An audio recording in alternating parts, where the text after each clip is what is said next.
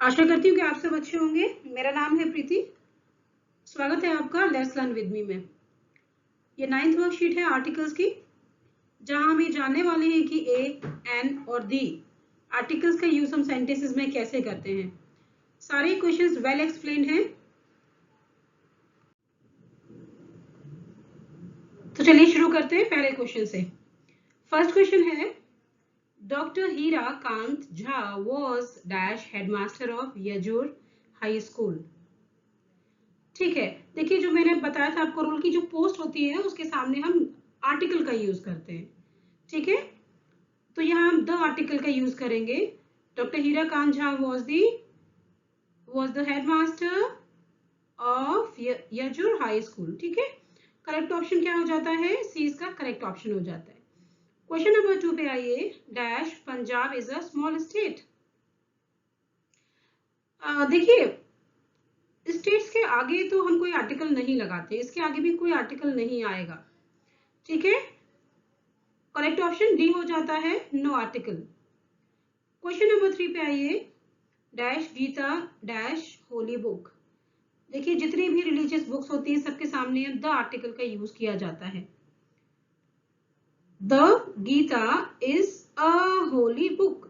H हो रहा है ना, एच से एच एक कॉन्सोनेंट है और साउंड भी कॉन्सोनेंट का है। होली ह का यूज हो रहा है ना, हा आ रहा है ना, क्या बोल रहे हैं, राइट। इसलिए कॉन्सोनेंट क्या होगा, इसलिए आर्टिकल क्या होगा, कॉन्सोनेंट के साथ ए होगा। ठीक है, कौन सा ऑप्शन करेक्ट है? सी, द और अ। ठीक है, क्वेश्चन नंबर 4 आइए। Dash Indian ocean is dash deepest ocean. देखिए, जितने भी ओशन है, Pacific, Indian ocean, Atlantic ocean, ocean सबके साथ हम द आर्टिकल का यूज करते हैं, याद रखिएगा इसको। क्या होगा? द इंडियन ओशन इज, देखिए डीपेस्ट, सुपरलेटिव डिग्री है किसकी?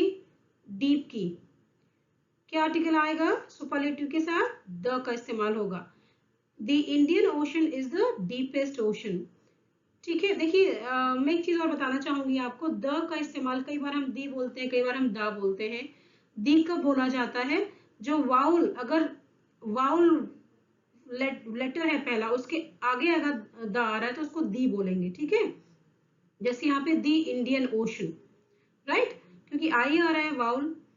इज, यहाँ डी आ रहा है, कॉन्सोनेंट है, क्या बोलेंगे? The Indian ocean is the deepest ocean. ठीक है, कौन सा ऑप्शन करेक्ट हो जाता है? बी ऑप्शन इसका करेक्ट आंसर हो जाता है।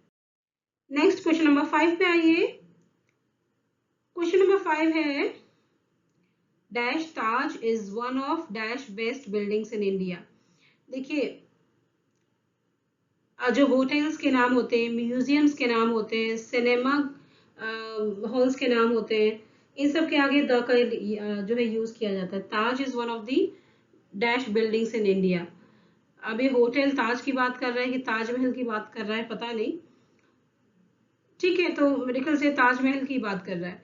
तो जो ताजमहल है वो वन ऑफ इट्स काइंड है ना, अनोखा है ताजमहल, इतना फेमस है, 7 वंडर्स में इसलिए काउंट होता है। इसलिए क्या लगाएंगे इसके आगे? द आर्टिकल लगाएंगे। The Taj is one of the best, good better best क्या है? बेस्ट, सुपरलेटिव डिग्री है गुड का, द का इस्तेमाल होगा। करेक्ट ऑप्शन कौन सा हो जाएगा? ए बी सी डी में से बी हो जाएगा, द और द। ठीक है, क्वेश्चन नंबर 6 पे आई है। Dash Delhi is dash London of India. Okay, देखिए दो आर्टिकल यहाँ आने हैं। दिल्ली, अब देखिए दिल्ली के आगे तो कोई आर्टिकल आएगा नहीं। अभी मैंने आपको बताया पिछले क्वेश्चन में कि जो नेम होते हैं स्टेट्स के, इनके आगे तो कोई आर्टिकल नहीं आता है, राइट। अब देखिए, लेकिन यहाँ पे लंदन ऑफ इंडिया, जो लंदन है वो एक प्रॉपर नाउन है। उस प्रॉपर नाउन को यहाँ हम कॉमन नाउन की तरह यूज कर रहे हैं। ऐसी सिचुएशन में लंदन के आगे द का यूज होगा। अदरवाइज सिटीज के नाम के आगे भी कभी आर्टिकल नहीं आता है। लेकिन यहाँ क्या है, उस प्रॉपर नाउन को, जो लंदन है यहाँ पे, इसको हम दिल्ली के लिए कॉमन नाउन की तरह यूज कर रहे हैं, इसलिए यहाँ द आर्टिकल यूज होगा। याद रखिएगा, रूल है ये भी। ऑप्शन ए इसका करेक्ट आंसर हो जाता है। क्वेश्चन नंबर 7 पे आइए। Dash Persian gulf is dash narrow gulf. ठीक है, देखिए जितने बेस होते हैं, गल्फ होते हैं, इनके आगे भी आर्टिकल का यूज हम करते हैं। धीरे धीरे क्वेश्चंस की प्रैक्टिस के साथ आपको ये सारी चीजें, बहुत सारे रूल्स याद हो जाते हैं। इसलिए मुझे लगता है कि वर्कशीट करना, क्वेश्चन सॉल्व करना, उसके अकॉर्डिंगली हमने जो पढ़ा है उसको परफेक्ट करते जाना एक बेटर ऑप्शन है, रादर देन कि हम रटते रहे, चीजों को पढ़ते रहे और क्वेश्चन सॉल्व ना करें, है ना। तो अदर वे राउंड अगर आप जाते हैं तो ज्यादा अच्छा है, आपने जो भी पढ़ा है उसको अच्छे से प्रैक्टिस करने का तरीका अच्छा है। चलिए, तो पर्शियन गल्फ क्या है, इसके आगे आर्टिकल का यूज होगा, जैसे मैंने बताया जितने भी गल्फ होते हैं, बे होते हैं, उनके आगे सबके द लगाया जाता है, ठीक है। चलिए, the Persian gulf is a narrow gulf आएगा, क्योंकि यहाँ पे क्या है, कॉन्सोनेंट है एन। ठीक है, कौन सा ऑप्शन करेक्ट है, ए आंसर इसका करेक्ट हो जाता है। क्वेश्चन नंबर 8 पे आइए। Dash industrial revolution changed dash face of England. अब देखिए इंडस्ट्रियल रिवॉल्यूशन, जो इंडस्ट्रियल रिवॉल्यूशन है वो भी एक अपने आप में बहुत बड़ा कॉन्सेप्ट है। जितने भी रिवॉल्यूशन हुए हैं वर्ल्ड में, जैसे आप बोलते हैं the first war of independence, या आप बोलते हैं the French revolution, the industrial revolution, तो ये जितने भी बड़े बड़े रिवॉल्यूशंस हैं, इन सब के आगे भी द का यूज किया जाता है, राइट। याद रखिएगा, द इंडस्ट्रियल रिवॉल्यूशन चेंज। देखिए जितने भी बॉडी पार्ट्स होते हैं ना, बॉडी पार्ट का अगर नाम कहीं आता है उसके आगे भी हम आर्टिकल लगाते हैं, द का इस्तेमाल करते हैं, ठीक है। द फेस, फेस आ रहा ना यहाँ पे, द का यूज होगा। द इंडस्ट्री, दी, देखिए वही यहाँ क्या बोलेंगे, दी, आई आ रहा है यहाँ पे, इसलिए इसका प्रोनाउंसिएशन क्या होगा, इसका प्रोनाउंसिएशन होगा the. The industrial revolution change the face of England. कौन सा ऑप्शन करेक्ट हो जाता है, सी ऑप्शन इसका करेक्ट आंसर हो जाता है, ठीक है। क्वेश्चन नंबर 9 पे आते हैं। He struck me on head। अभी मैंने क्वेश्चन नंबर 8 में आपको बताया कि जो बॉडी पार्ट्स होते हैं, बॉडी पार्ट्स का अगर यूज होता है नाम कहीं पे भी, तो उसके आगे हम आर्टिकल का यूज करते हैं। तो यहाँ देखिए हेड आ रहा है, तो आर्टिकल द का यूज करेंगे हम यहाँ। He struck me on the head। Okay, correct option C हो जाता है। चलिए क्वेश्चन नंबर 10 पे आइए। Akbar dash great was loved by his subjects.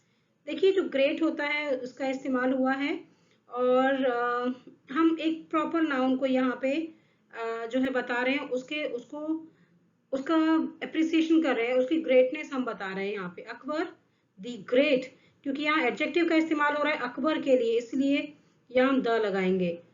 Akbar the great was loved by his subjects, right. Question number 11 पे आइए। Bhavna is dash more beautiful of two sisters. देखिए यहाँ पे भी रूल है, आपने याद रखना है। क्या रूल है, देखिए यहाँ अगर आप देखेंगे तो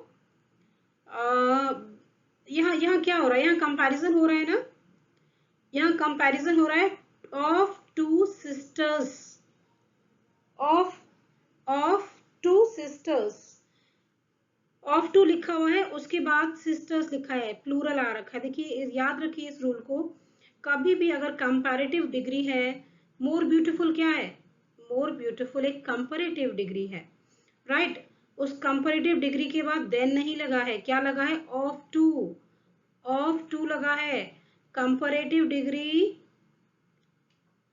प्लस ऑफ टू प्लस कोई प्लूरल नाउन अगर आ रहा है, राइट, अगर प्लूरल नाउन आ रहा है, इस केस में जो कंपैरेटिव डिग्री है उससे पहले द का यूज होता है।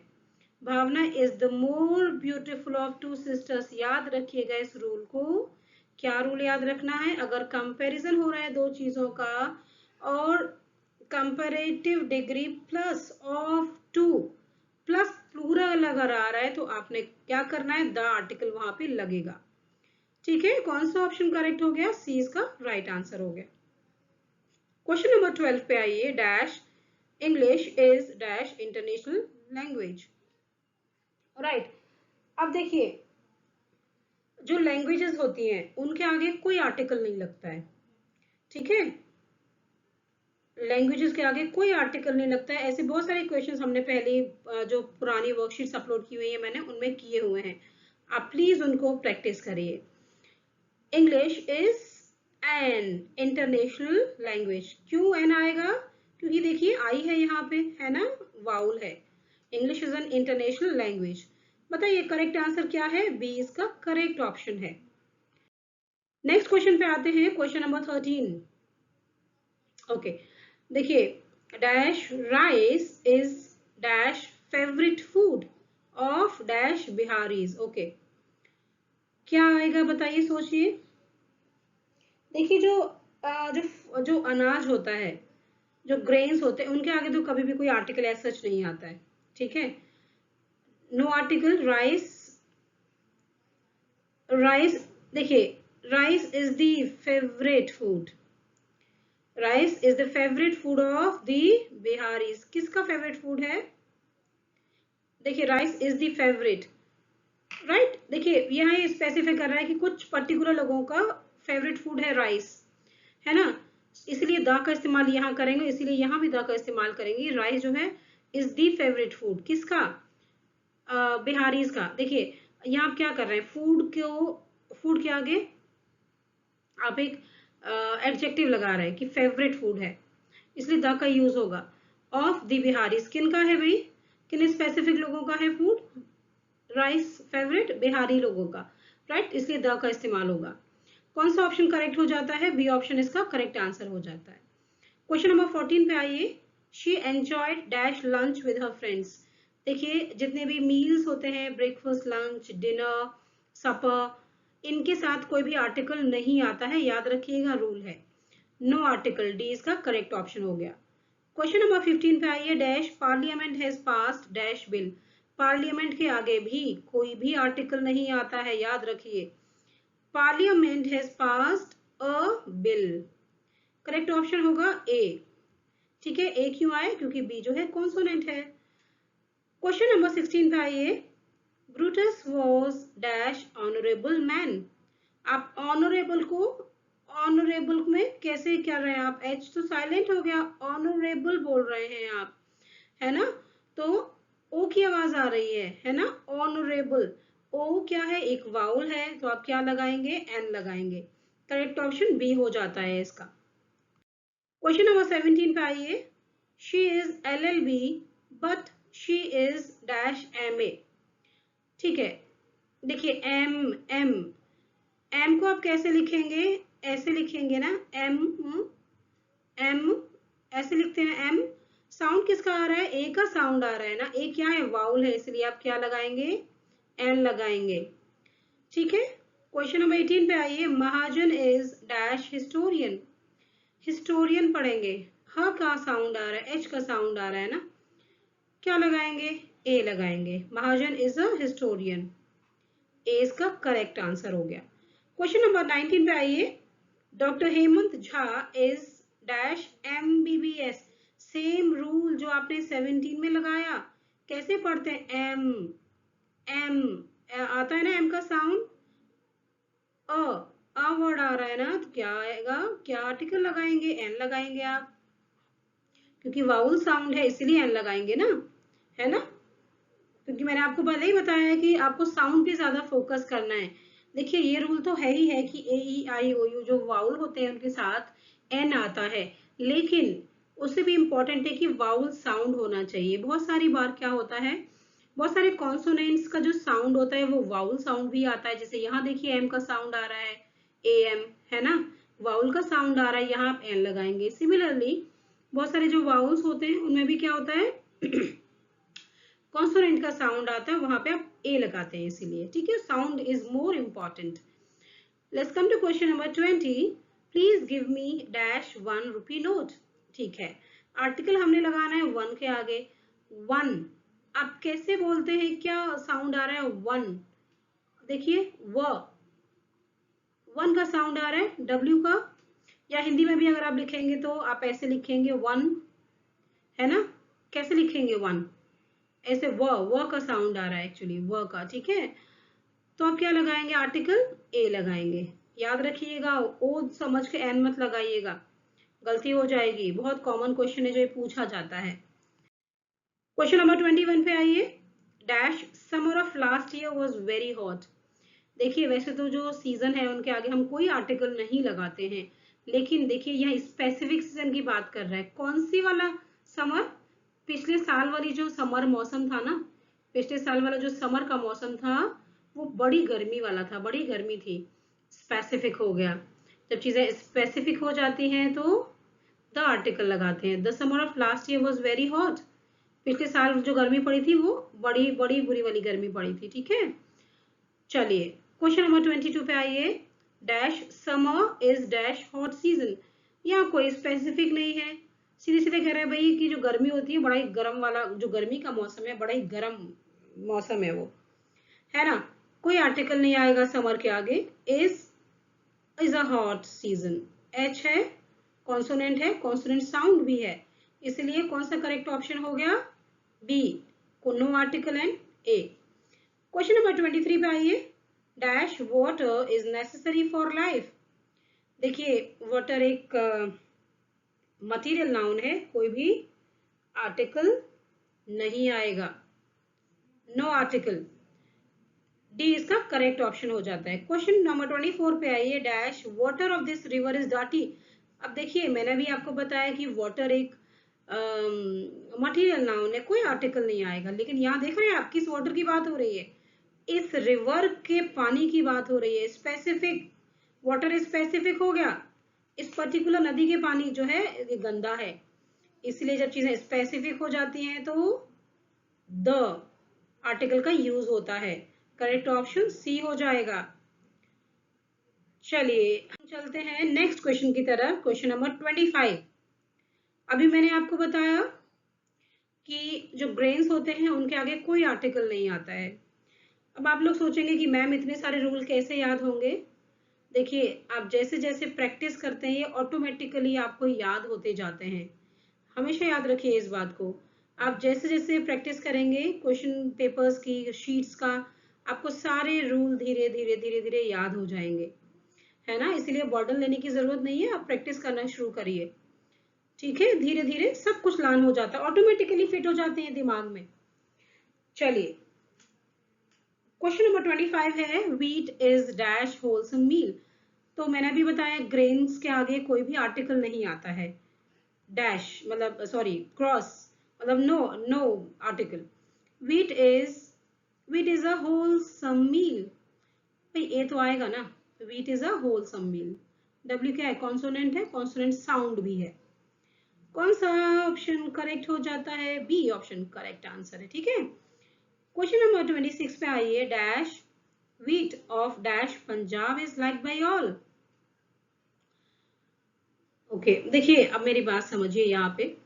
अब किस व्हीट की बात कर रहा है? व्हीट स्पेसिफिक हो गया। कहाँ का गेहूं? पंजाब का गेहूं। तो आपको आर्टिकल लगाना पड़ेगा व्हीट के आगे। कहाँ का गेहूं जी? पंजाब का गेहूं। सबको पसंद आता है? हाँ भाई आता है। The wheat of Punjab is liked by all. यहाँ तो कोई आर्टिकल का सवाल ही नहीं है। आप सेंटेंस पढ़ेंगे आपको समझ आ जाएगा, यहाँ कोई आर्टिकल नहीं है। तो करेक्ट ऑप्शन ए हो जाता है। The wheat of Punjab is liked by all. Question number 27 पे आइए। Dash higher you go dash cooler it is.